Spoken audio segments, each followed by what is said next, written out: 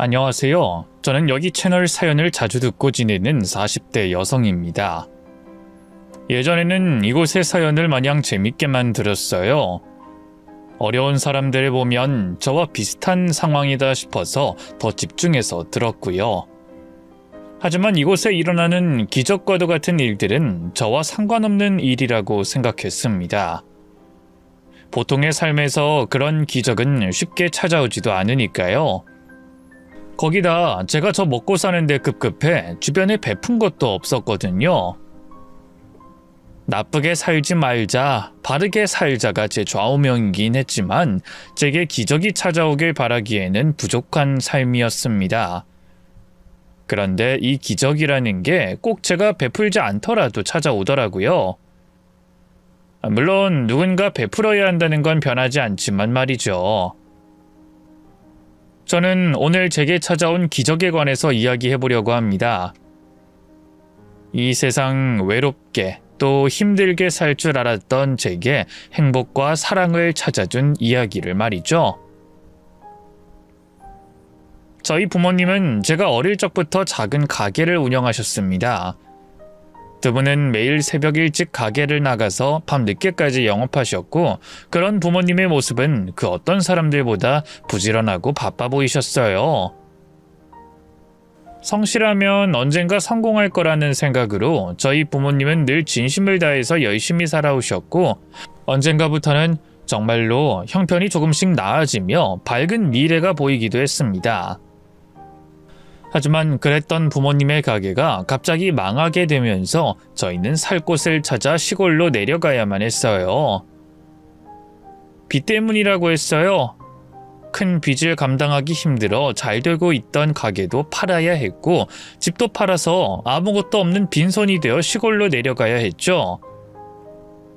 그래서 부모님께서는 아는 분의 도움으로 시골 공장에 취직하시고 그 공장 한쪽에 딸린 3평짜리 작은 사택에서 지내며 일을 시작하게 되셨죠.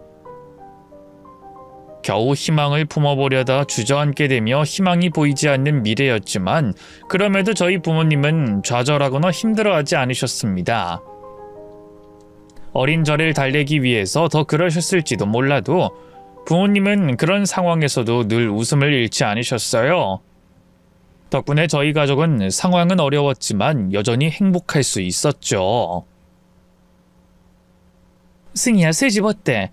좀 좁긴 해도 우리 식구들 다 같이 붙어 있으니까 좋지? 응, 엄마 아빠랑 같이 있으니까 좋아. 그렇지?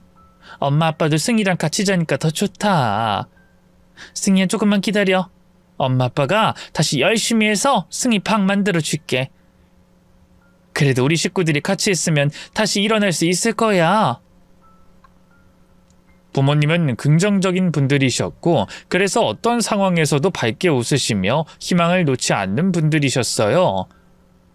그래서 저는 부모님이 또다시 이 어려운 시기를 잘 견디시고 곧 다시 정상적인 삶을 되찾으실 거라고 생각했습니다. 그런데 왜 하필 저희 가족에게 자꾸 불운이 찾아오는지 제가 그런 희망을 채 꿈꾸기도 전에 저희 집에 또다시 끔찍한 일이 벌어지고 말았습니다. 부모님께서 저를 두고 서울에 일을 보러 올라가셨다가 내려오시는 길에 예상치 못한 사고가 벌어지게 됐던 거죠. 그리고 두 분은 안타깝게도 그 사고로 인해 한날 한시에 결국 돌아가시게 됐죠. 그렇게 저는 하루아침에 부모님을 잃고 세상에 홀로 남겨지게 됐습니다. 하필이면 부모님은 형제도 없고 두 분 모두 일찍이 부모님을 떠나보냈던 탓에 저에게는 다른 친척이 없었어요. 늘 부모님과 저까지 세 가족이 전부였기에 저는 부모님을 여의고 고아원에 맡겨질 수밖에 없었습니다. 그렇게 고아원에서 저 같은 아이들과 같이 지내다가 나중에는 위탁가정에 들어가기도 했지만 어쩐 일인지 저는 제대로 보살핌을 받지 못하고 방치되듯 자라게 됐어요. 제가 사랑받기에 부족한 사람인 건지 아니면 제가 만난 어른들만 그렇게 나쁜 사람들이었는진 모르겠지만 누구 하나 저를 걱정하고 챙겨주는 사람은 없었어요. 오히려 고아라는 이유로 구박당하고 차별을 겪어야 했죠. 그런 상황에 저도 충분히 엇나갈 수 있었지만 그때마다 저는 늘 돌아가신 부모님을 떠올리며 마음을 다잡았습니다. 힘든 상황에도 항상 웃음을 잃지 않으셨던 부모님을 생각하며 저는 스스로를 돌보며 흔들리는 마음을 잡으며 지냈어요. 그렇게 차라리 혼자 사는 게 낫겠다 싶었던 저는 성인이 되어 독립할 날만 기다리며 그때까지 조용히 지내기로 했습니다. 그리고 드디어 성인이 된 후 저는 저 스스로 일을 하고 돈을 벌어 생활할 수 있음에 감사하며 열심히 일을 하며 지내게 됐죠.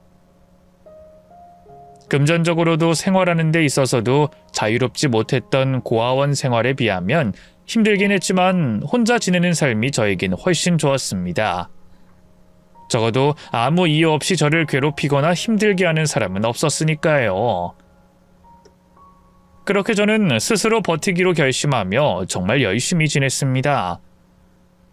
다른 사람들처럼 취미를 가지거나 인생을 즐기는 건 전혀 몰랐고 오로지 일만 하면서 어떻게든 사회에 자리를 잡고 싶었어요.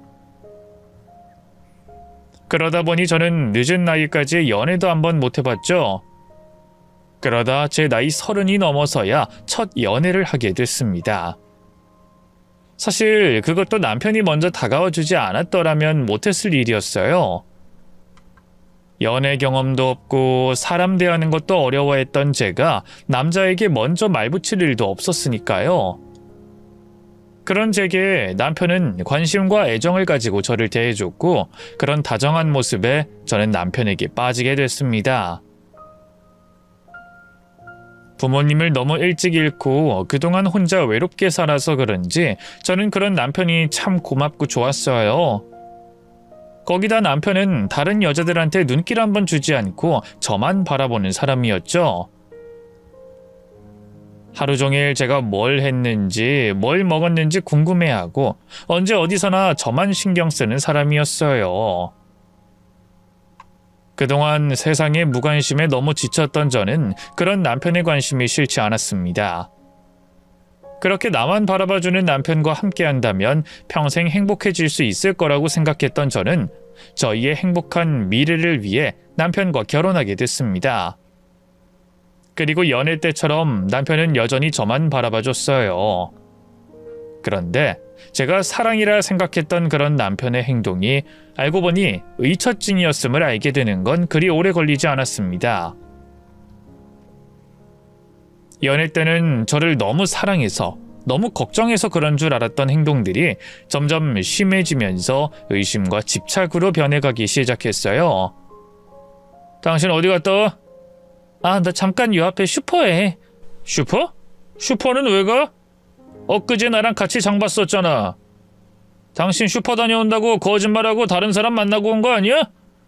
그게 무슨 말이야. 다른 사람이라니. 내가 다른 사람 누구를 만난다는 거야? 그리고 내가 설령 누구를 만났다고 해도 내가 왜 당신한테 그런 거짓말을 해? 그거야 모르지. 나한테 뭔가 숨기는 게 있는지 어떤지. 애초에 남편한테 말도 없이 돌아다니는 게 수상한 짓 아니야? 대체 무슨 생각을 하는 거야 당신?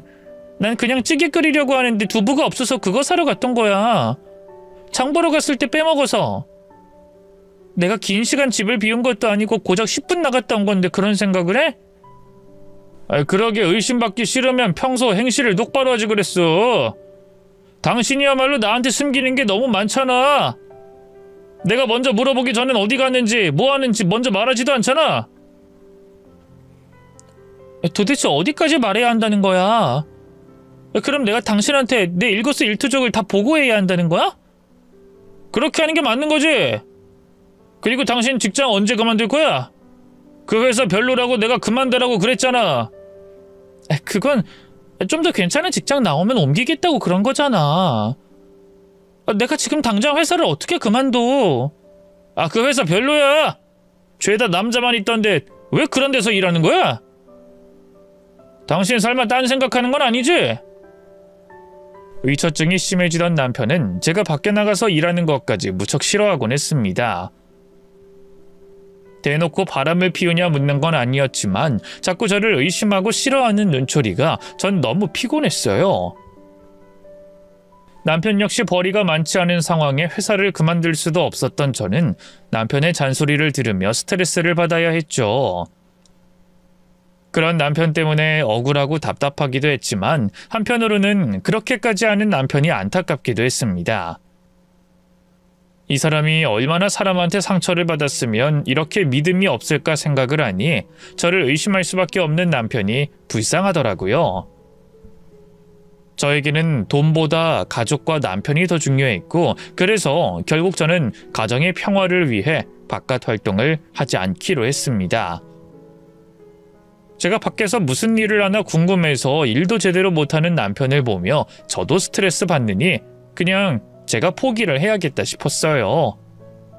그리고 그쯤 마침 아이까지 생기며 아이 양육을 위해서라도 제가 포기하는 것들이 많아지고 집에 있는 시간이 길어지게 됐습니다. 그래도 그 후로는 남편도 저를 그렇게까지 의심하진 않았어요. 애초에 제가 거의 아이와 집에만 있다 보니 의심할 거리도 없고 저도 의심이 많은 남편을 위해 더 노력했거든요. 남편이 궁금해하기 전에 제 일과를 보고하고 먼저 얘기를 하니 남편도 제게 꼬치꼬치 캐묻는 일이 줄어들었습니다. 그렇게 저는 남편을 챙기고 아이를 키우며 가정주부로서 6년이라는 시간을 보내게 됐어요. 이제는 저도 남편도 어느 정도 자리를 잡았고 제법 안정된 상황이 되어 큰 걱정 없이 지낼 수 있었습니다. 그런데 언젠가부터 남편이 집에 들어오지 않는 날들이 잦아지기 시작하더라고요. 처음에는 일 때문이라는 말을 그저 믿었습니다. 설마 남편이 절 두고 거짓말을 할 거라고는 생각을 못했거든요. 그런데 그런 남편이 자꾸 여자의 흔적을 묻히고 들어오는 걸 보며 저는 의심이 생길 수밖에 없었어요. 도대체 어디서 뭘 하고 다니는 건지 궁금하고 불안했지만 남편을 믿고 싶었던 저는 남편에게 묻지도 못하고 무작정 남편을 믿고 있었습니다. 제가 남편의 의처증에 괴로워서 남편에게 바랬던 것처럼 저도 남편을 믿어줘야 한다고 생각했거든요. 하지만 제가 그렇게 믿었던 남편에게서 돌아온 것은 배신뿐이었습니다. 결국 제 의심이 맞았던 건지 저는 남편의 외도를 직접 확인하게 됐습니다. 불안한 상상이 현실이 되자 저는 믿을 수 없이 고통스럽고 큰 충격을 받아야 했어요.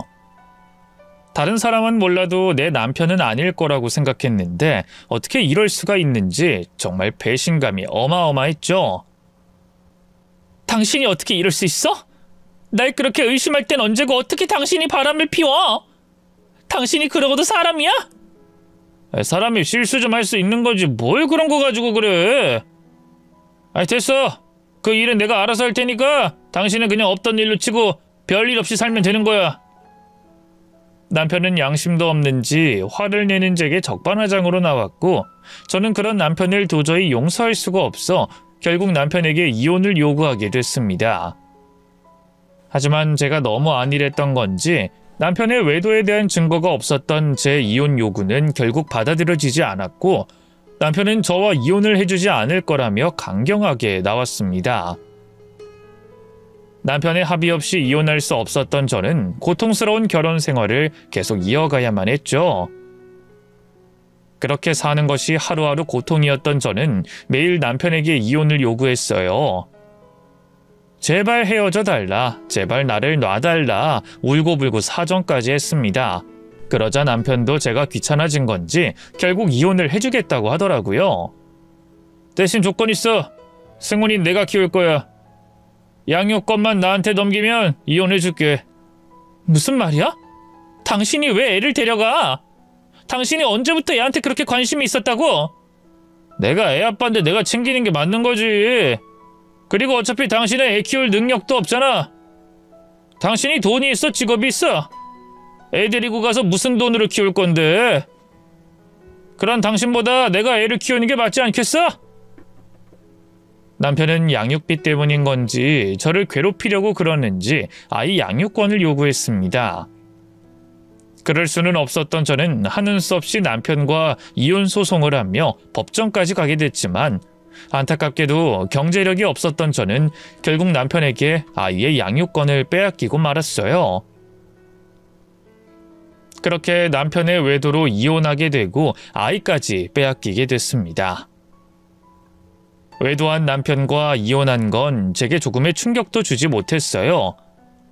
남편에게 다른 여자가 있다는 걸 알게 되고 그 결혼 생활을 하루빨리 정리하고 싶었던 사람은 저였으니까요.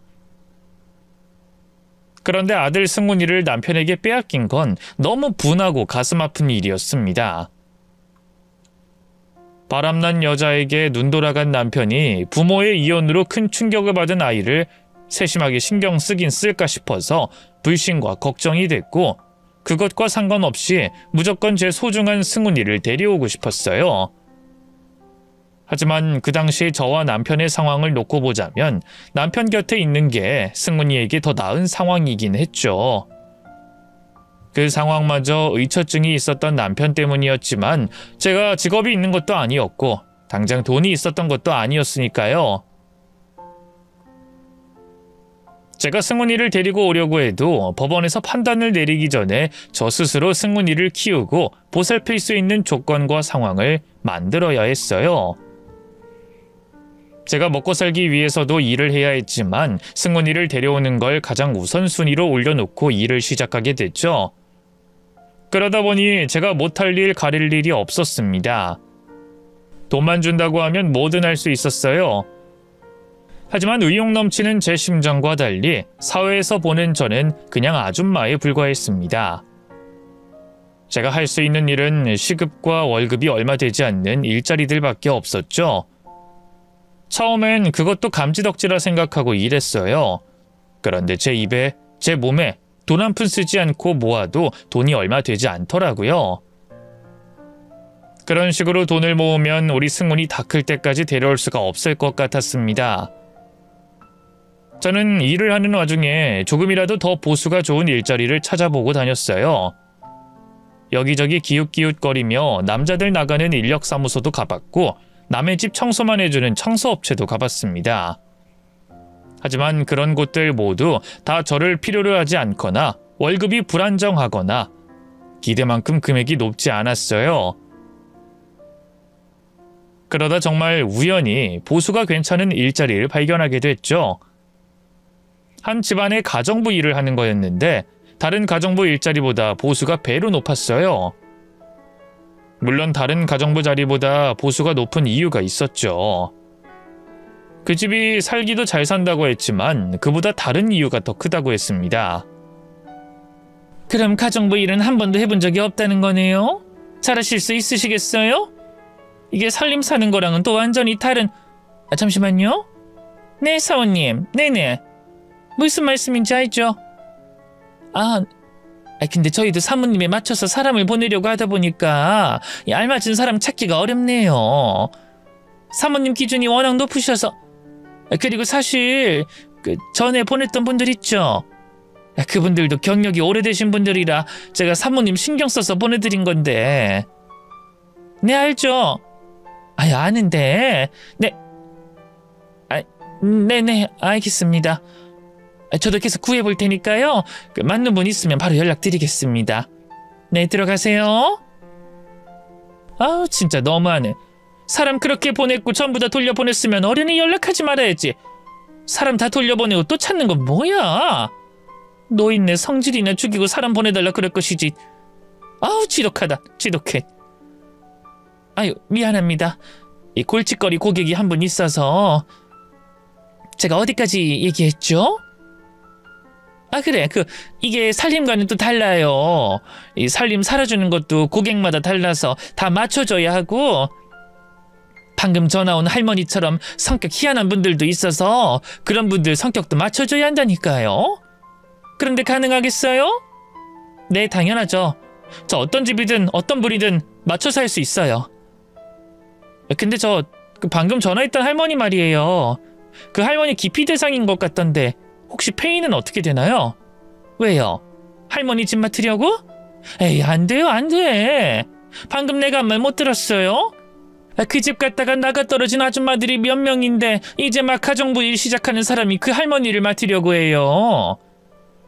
그 집 말고도 일할 수 있는 집 많으니까 관심 꺼요.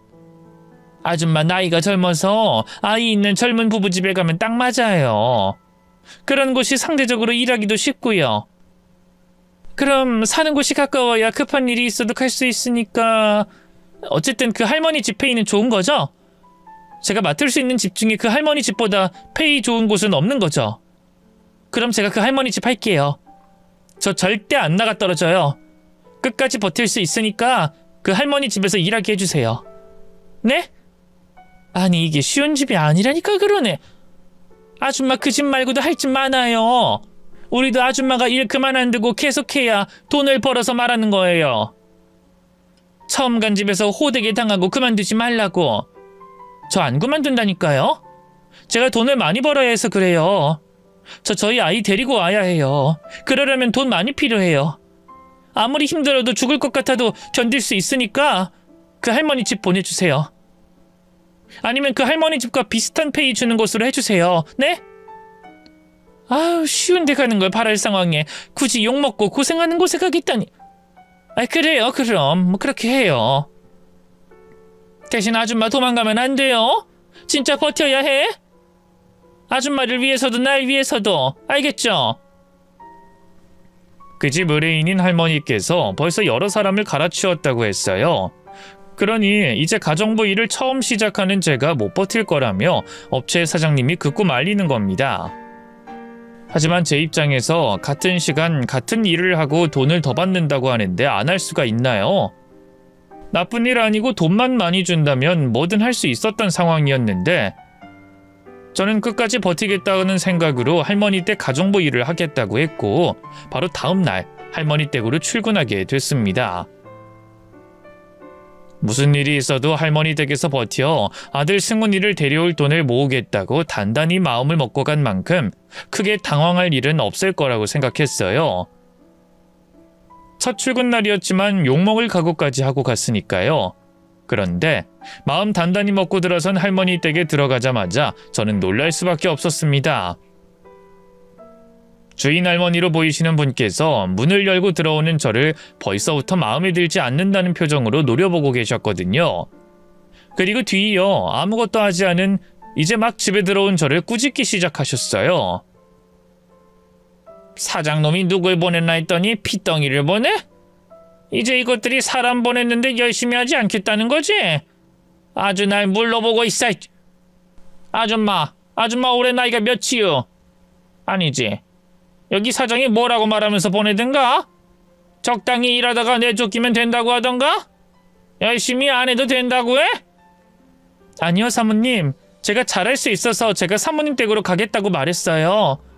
제가 나이는 어리지만 사모님 마음에 쏙 드실 수 있게 잘할 수 있어요.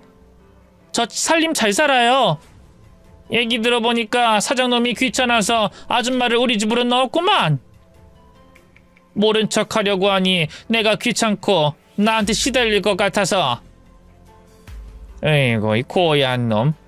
이런 짓이 사람 오장육부 더 꼬이게 한다는 걸 모르나 보지? 아줌마 나도 죄 없는 아줌마들한테 신경질 내고 화내면서 쫓아내기 싫어. 아줌마들도 일 못하고 싶어서 일 못하나? 배운 게 할 수 있는 능력이 그것밖에 안 돼서 그런 거지. 그러니 괜히 나 때문에 기분 나쁘기 싫으면 나가서 거기 사장한테 제대로 된 가정부 올 때까지 100번이고 1000번이고 전화할 거니까 이딴 짓 할 생각도 하지 말라고 해. 업체 사장님이 말씀하신 것처럼 할머니 성격은 보통이 아니었어요. 제가 다른 가정부 아주머니들보다 나이가 어려 보인다고 하지만 일하는 거 한번 지켜보지 않고 다짜고짜 나가라고 하는 걸 보면 말이죠. 그런데 제가 그 정도의 모습에 물러설 사람이 아니었습니다. 예전이면 괜히 부딪히기 싫어서 돌아섰겠지만 그때는 달랐어요. 머리채가 잡힌 것도 아닌데 포기할 수 없었습니다. 아니 그땐 머리채를 잡히게 되더라도 욕을 먹어도 돌아설 수 없었어요. 제 아들을 데리고 오려면 돈이 필요했으니까요. 사모님, 오늘 하루만 저 써보시고 마음에 들지 않으시면 그때 말씀하세요. 아니, 마음에 안 드시거나 제가 부족한 점이 있으면 말씀하세요. 빠르면 다음날, 늦어도 일주일 안엔 사모님 마음에 들게 하겠습니다.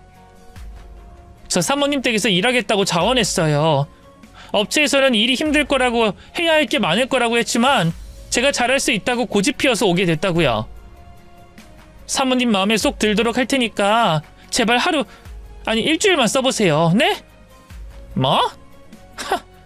아줌마, 돈이 전부가 아니야. 사람이 무시당하고 자존심 구겨지면 그게 평생 남아.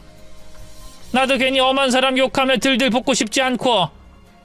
근데 우리 집 찾아온 가정부들 보면 그게 안 돼. 사람 너무 열받게 해서 뒤엎어버리고 싶다니까?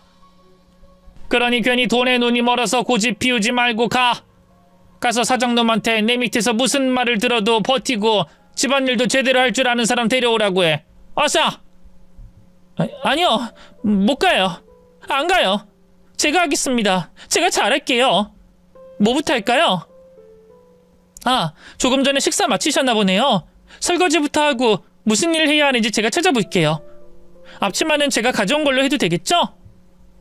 이 아줌마가 어딜 들어와? 앞치마 풀어! 설거지하지 말라니까! 대치 상태로만 있다간 일도 못하고 돌아가게 될 것 같아서 막무가내로 할머니 집안으로 먼저 들어갔어요. 얼핏 주방에 보이는 설거지거리를 보고 설거지하겠다며 집안으로 발을 들였죠. 당연히 주인집 할머니는 제가 주방으로 가 고무장갑을 낄 때까지 나가라며 화를 내셨지만 이악 물고 못 들은 척하고 꼼짝하지 않는 저를 내보내실 수는 없었습니다. 그리고 그 막무가내식 행동 때문에 할머니도 제 각오를 아셨는지 설거지가 끝나고 난 뒤에도 제게 나가란 말씀을 하지 않으셨죠. 대신 저를 노려보며 제 행동 하나하나를 감시하고 평가하듯 지켜보셨어요. 하나만 걸려보라는 표정을 짓고 있었죠. 할머니 지적 한 번이면 일을 그만둬야 했고 아들을 데려오는 일이 한참 멀어진다는 걸 알았던 저는 행동 하나하나 생각하고 끊기는 일 없이 집안일을 하나씩 해갔어요. 할머니께서 먼저 말씀하시기 전에 하고 있는 일을 마치기 전에 집안을 둘러보고 할 일을 계획해서 했죠. 그러니 절 노려보고 있던 할머니의 표정도 놀람과 동시에 조금씩 풀어지기 시작하셨습니다.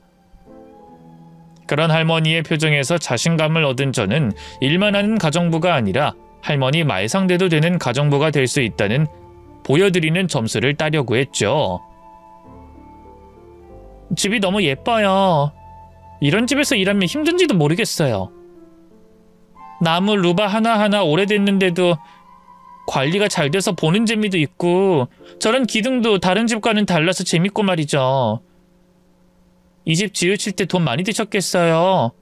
처음부터 가족분들과 오래 사시려고 지으신 거죠.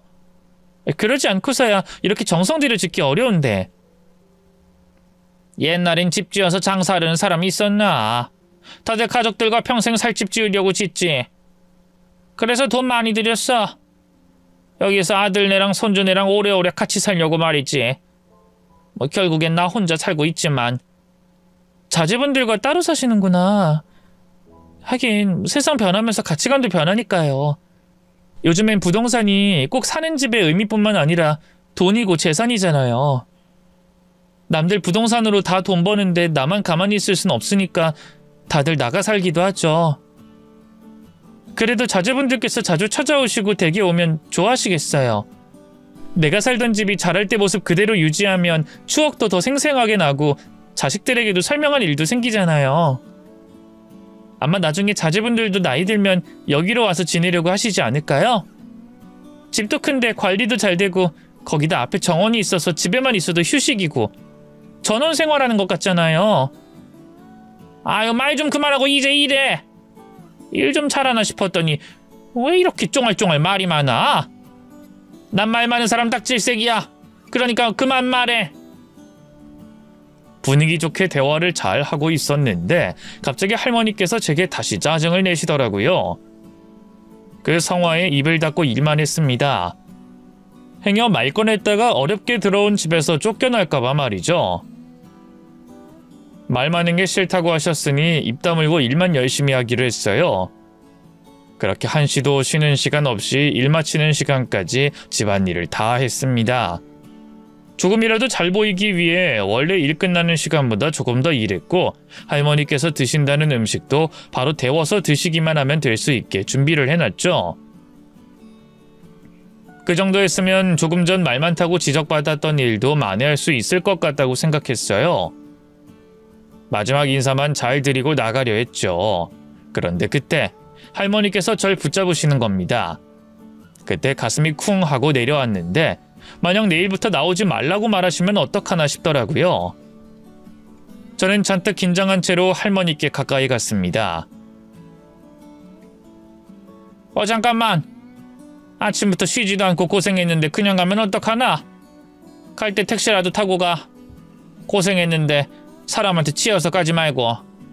아니에요. 저 쌩쌩해요. 이 정도 가지고 힘들다뇨. 그리고 저 계약서에 적힌 돈 이외에 다른 돈은 받아서는 안 돼요. 받을 생각도 없고요. 거기다 오늘 제가 일한 게 사모님 마음에 썩 들지도 않으실 텐데 고생이라뇨. 사모님께서 마음에 안 드는 저 지켜보시느라 고생하셨죠. 오늘 마음에 안 드시는 부분 있으시면 말씀해 주세요. 내일은 같은 실수하지 않게 할게요. 마음에 안 든 거 없었어. 그러니까 나한테 너무 잘 보이려고 애 안 써도 돼.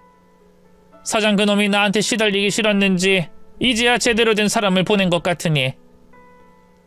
그러니까 너무 긴장하지 말고 택시 타고 가라는 내 말도 거절하지 말라고. 오늘 긴장 많이 하고 고생한 것 같아서 그러니까. 정말요? 제가 마음에 안 들게 행동하지 않았나요? 감사합니다. 정말 감사합니다. 근데 택시비는 그래도 괜찮습니다. 집도 얼마 멀지 않고 사모님께 돈 받아가는 것도 불편해서요. 마음만은 정말 감사히 받겠습니다. 그 끝까지 내 마음에 들려고 말하는 건가? 아니면 사람이 진짜 내 마음에 드는 건가? 전에 사람들은 중간에 가더라도 내가 택시비 주겠다면 옳다고 나오고 받아가던데 아줌마는 그러지 않는구먼. 그래, 그럼 정 싫다고 하니 강요할 순 없지. 내일 시간 맞춰서 집에 와. 긴장 풀렸다고 늦지 말고. 네, 알겠습니다. 내일 뵙겠습니다. 그리고 좋게 봐주셔서 정말 감사합니다. 잠깐만. 내가 뭐 하나 묻고 싶어서 그런데 하나만 더 물어도 되나? 네, 물론이죠. 뭐 때문에 그러세요? 아까 수건이랑 행주 접을 때 희한하게 접던데 그거 어디서 배웠나? 그리고 나 먹어보라며 준비한 스프 말이야. 그건 또 어디서 배웠고? 그거요? 저희 부모님께서 평소에 하시던 행동이고 먹던 음식이라 했던 거예요. 왜 그러세요? 부모님? 부모님께 배웠다고? 그럼 혹시 아줌마 부모 이름이 어찌 되나? 저희 부모님이요? 갑자기 그건 왜 그러시죠? 내가 확인 좀 할 게 있어서 말이지. 왜? 나한테 말하기 좀 그런가? 아니요, 성함 알려드리는 건 어렵지 않죠. 그냥 저도 궁금해서요.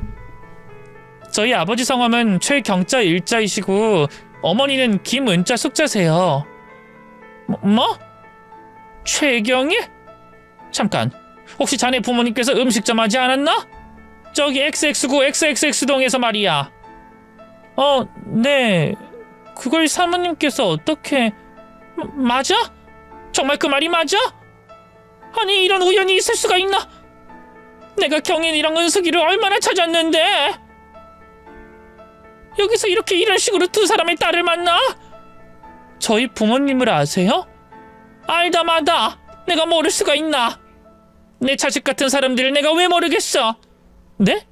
자식이요? 그럼 설마... 할머니께서는 저희 부모님을 알고 계시는 것처럼 말씀하셨어요.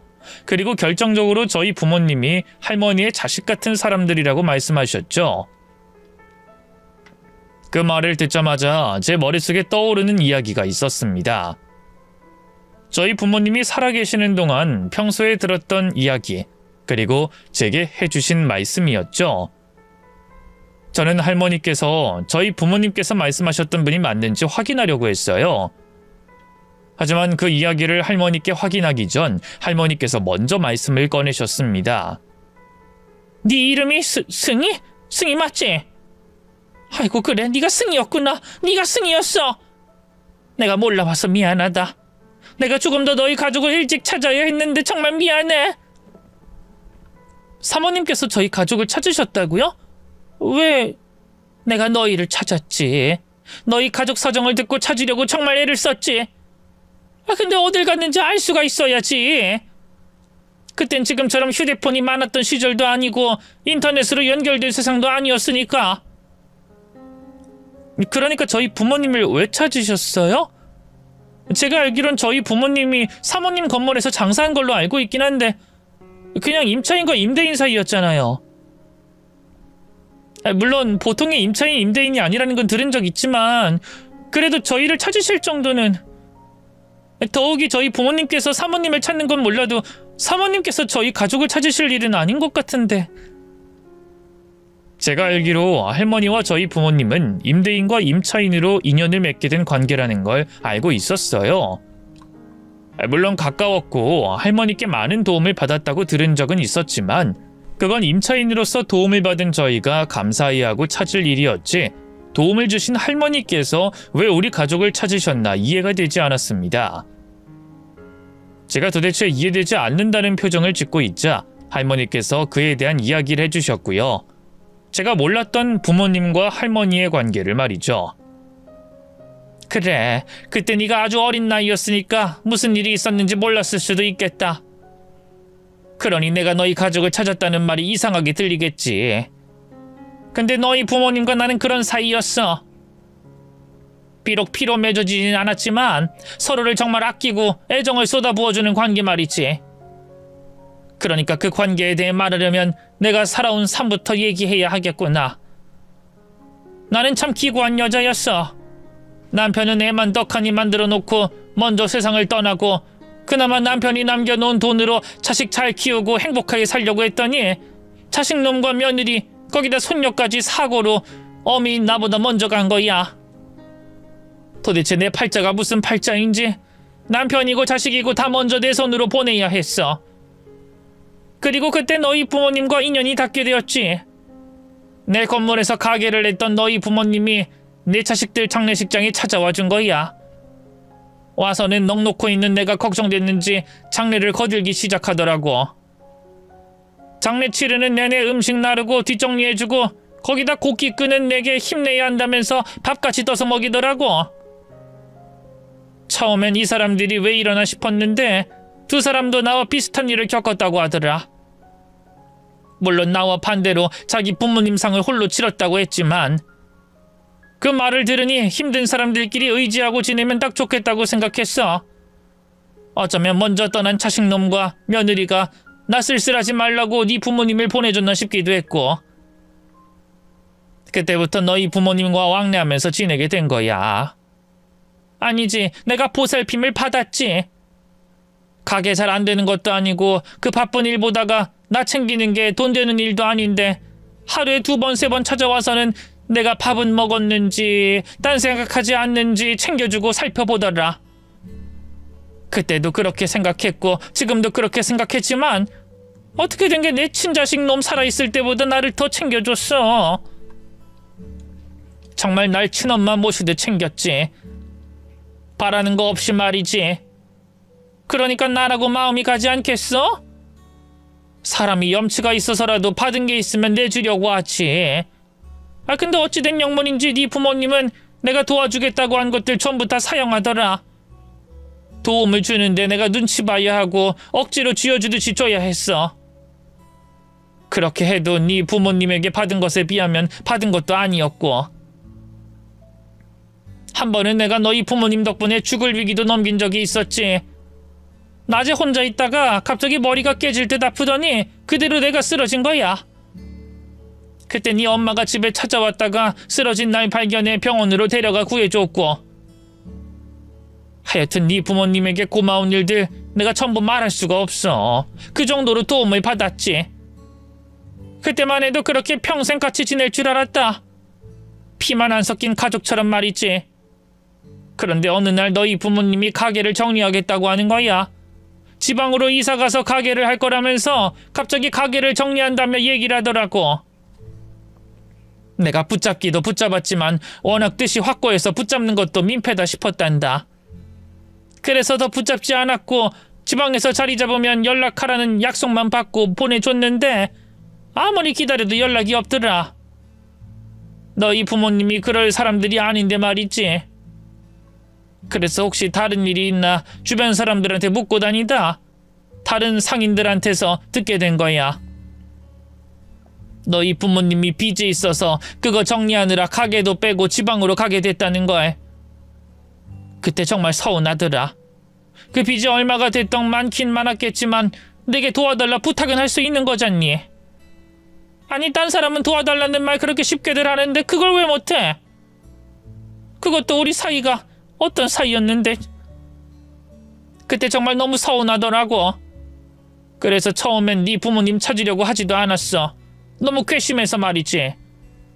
근데 또 너희 부모님이 어떤 사람들인지 아니까 내게 자기들 사정 말하지 않는 게 이해되더라고. 그리고 내가 도움 주지 않아서 날 얼마나 원망할까 싶었어.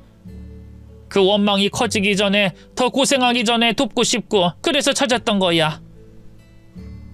너희 부모님이 내게 준 신뢰와 사랑에 비해 내가 그만큼의 신뢰와 사랑을 주지 못해서 내게 도와달라 말하지 못했나 싶었거든.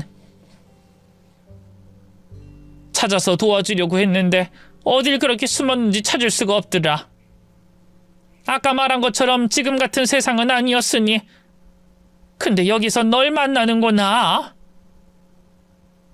할머니께서는 자세히는 아니지만 저희 부모님 사정에 대해서 어느 정도는 알고 계셨어요.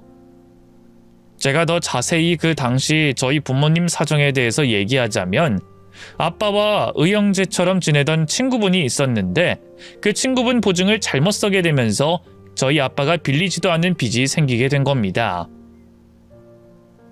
가게는 물론이고 집까지 정리해야 됐던 상황이었죠.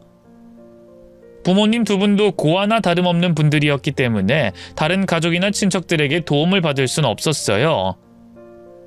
그러다 과거 알고 지내던 분의 공장에서 방을 빌려주시고 그곳에서 일까지 하실 수 있게 도움을 주셔서 내려갔던 상황이었죠. 그리고 제가 부모님께 듣기론 할머니께 안 좋은 모습을 보여드리기 싫어 다른 말씀 없이 떠나신 걸로 알고 있었습니다. 상황이 나아지면 그때 다시 연락하려고 하셨는데 그 전에 사고가 나며 세상을 떠나신 거죠. 할머니께서는 그걸 모르신 채 저희 부모님을 찾아다니신 거고요. 그리고 또 한 가지, 할머니께서 모르고 계신 게 있었습니다. 제가 저희 부모님께 들었던 할머니와의 이야기를 떠올리면 어렴풋이라 자세하진 않지만 항상 고마워하셨거든요. 건물주인 할머니에 대해서 항상 좋은 말씀만 하신 게 기억났어요. 그 이야기를 할머니께 해드리고 마음의 짐을 내려놓게 하고 싶었죠. 원망이라뇨. 저희 부모님께서 항상 할머니에 대해서 좋게만 말씀하셨는데요. 부모 사랑 못 받은 두 분께 부모의 사랑이 무엇인지 느끼게 해주셨다고 했고 가게 월세라든지 편이라든지 항상 먼저 신경 써주셨다고, 그래서 덕분에 가게를 자리 잡을 수 있었다고 사모님 얘기 나올 때마다 말씀하셨어요. 집안 사정에 대해서 솔직하게 말씀드리지 못한 것도 아마 사모님께서 저희 부모님 도와주실 거라는 걸 아니까 패기치는 게 싫어서 솔직하게 말씀 안 하셨을 거예요. 사모님 생각을 진짜 많이 하셨거든요. 어느 정도였냐면 제가 분명 저희 할머니 두 분이 안 계신다는 걸 아는데 사모님에 대해 부모님께서도 하도 말씀을 많이 하시니까 혼란스러울 정도였어요. 그러니 저희 부모님이 원망했을 거라고 도움 못 줘서 미안하다고 말씀하지 마세요. 저희 부모님은 항상 사모님께 고마워하셨으니까요. 그럼 다행이고, 그럼 내가 너희 부모님 만나도 한결 마음이 편하겠다. 그래, 지금은 집안 사정이 좀 나아졌고? 아니면 아직도 사정이 안 좋아? 너희 부모님이면 뭐든 묵묵히 잘할 사람들이라 분명 어려운 상황도 이겨냈을 텐데. 그게 두 분 지방에 내려가고 몇 달 안 돼서 사고로 돌아가셨어요. 두 분이 돌아가신 지 벌써 30년도 더 넘으셨고요. 뭐라고? 경일이 은숙이가 죽었다고? 그것도 30년도 더 전에? 아이고 이게 무슨 일이야? 아니 하늘도 어쩜 내게 이러실 수가 있어?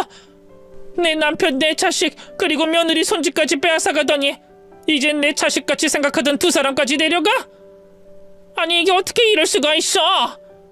그 열심히 사는 사람들, 같이 붙어만 있어도 행복한 사람들을 어떻게 이리 보낼 수가 있냐고.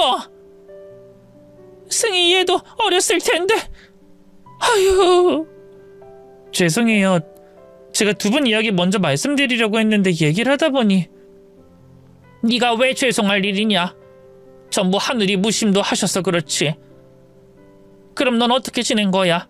네 부모님 가족이 없었잖아. 네, 그래서 고아원에 맡겨졌어요. 위탁가정도 몇 번 돌아다니기도 했고요.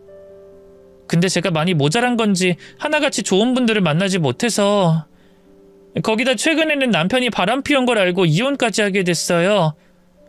나이 어린 제가 가정부 일하게 된 것도 남편과 이혼하면서 빼앗긴 아들 데려오려고 돈이 필요해서 왔고요. 그래서 아까도 사모님이 저 내쫓으려고 하시는데 버티려고 했던 거예요. 아유 이봐, 내가 그때 도움을 줘야 했는데, 내가 두 사람에게 진짜 친부모처럼 느껴지게 했어야 이런 비극이 벌어지지 않았을 건데, 전부 나 때문에 내가 덕이 없어서. 아이, 그렇게 생각하지 마시라니까요. 저희 부모님, 사모님 덕분에 떠나시기 전 좋은 기억 만들고 가실 수 있었을 거예요. 워낙 외롭게 자란 두 분이고 비슷한 분끼리 만나 그런 정과 사랑은 느껴보지 못했으니까요. 그러니 미안해하지 마세요. 네 부모님이 내게 한 걸 생각하면 그래도 이건 내 죄다. 내 잘못이야. 승희야, 내가 진짜 미안하다. 나 때문에 네 부모가, 네가 그런 일을 겪었어. 나 때문이야. 저희 부모님이 세상을 떠나셨다는 이야기를 듣고 할머니께서는 오열하셨어요. 그리고 자기 탓이라며 자신의 가슴을 부서져라 두들기셨습니다. 오히려 할머니께서 가지지도 않아도 될 마음의 짐을 안고 계신 것 같아 저는 할머니를 말리며 저희 부모님의 마음을 대신 전했어요. 흥분한 할머니께서 마음이 가라앉을 때까지 안아드리고 있었죠. 그러다 흥분한 마음이 진정된 할머니께서 제게 뜻밖의 제안을 하셨습니다. 너무 놀라 거절할 수밖에 없는 제안을 말이죠. 그래, 그 아들 이야긴 뭐니? 남편이 바람을 피웠다고? 어쩌다 그런 남자놈을 만나서. 아니다, 네가 누구 밑에서 컸는데, 누구 자식인데 네한테 문제가 있겠어? 거기다 오늘 일하는 거 하루만 봐도 네가 어떤 아이인지 어떻게 살아왔는지 다 안다. 그놈이 못된 놈이겠지. 내가 도와주마. 내가 어떤 식으로 도움을 주면 되니? 네? 도움이요? 이미 충분히 도움 주셨어요. 내일 또 나오라고 하셨잖아요. 이제 일하면서 돈 벌면 제 아들 데리고 올 수 있을 거예요. 내가 이제 살면 얼마나 산다고 또 내가 후회할 일을 만들겠니? 내가 너 도와주지 않으면 내 마음이 불편해서 안 된다. 아니, 하늘나라에 올라가서 너희 부모 얼굴 볼 수가 없어. 내가 도와주마. 돈이 얼마가 됐든 시간이 얼마가 됐든 내가 도와줄 테니 말만 해라. 아니에요, 정말 도와주지 않을. 그냥 좀 내가 돕게 놔둬.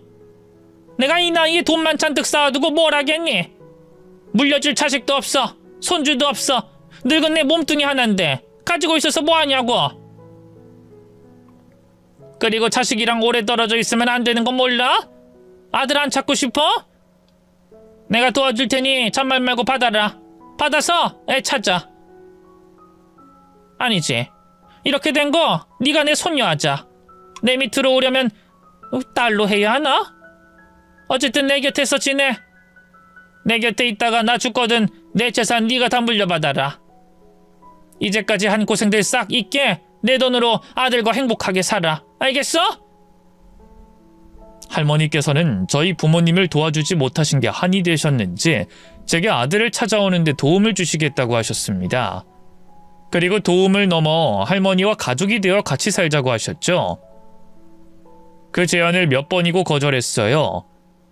제가 노력해서 얻은 결과가 아니기 때문에 할머니의 도움을 받을 수 없다고 판단했죠. 하지만 할머니 고집도 대단하셨어요. 거기다 원래 고집에 저희 부모님과 저에 대한 미안함 때문인지 제 입에서 그러겠다는 말이 나올 때까지 붙잡으셨습니다. 저는 할머니 도움을 받아 아들을 다시 되찾아올 수 있었고 할머니 곁에서 저희 부모님께서 하신 것처럼 챙겨드리게 되셨습니다. 다른 사람들이 할머니의 양손녀가 된 저보고 할머니 보호 아래 지내며 그 많은 재산을 물려받게 돼서 좋겠다고 부럽다고 하는데, 사실 저는 할머니께서 물려주시겠다고 한 돈에 대해서는 아무런 관심이 없어요. 그것보다 할머니를 만나 오랫동안 느끼지 못했던 사랑과 정을 느낄 수 있는데 만족하고, 제 아들 승훈이도 저만이 아니라 할머니의 사랑을 받을 수 있는 것에 가장 만족하고 있습니다. 그리고 바르게 살아오신 저희 부모님께 감사해하고 있어요. 부모님께서 베푸신 사랑을 제가 돌려받고 있으니까 말이죠. 이렇게 항상 바르게 살면 그 복이 다시 저에게, 제 자식에게 돌아온 것 같습니다. 그러니 여러분께서도 항상 베푸시는 삶 사시길 바라겠습니다. 그럼 전 여기서 사연을 마칠게요. 제 사연 끝까지 집중해 읽어주셔서 감사드립니다. 안녕히 계세요.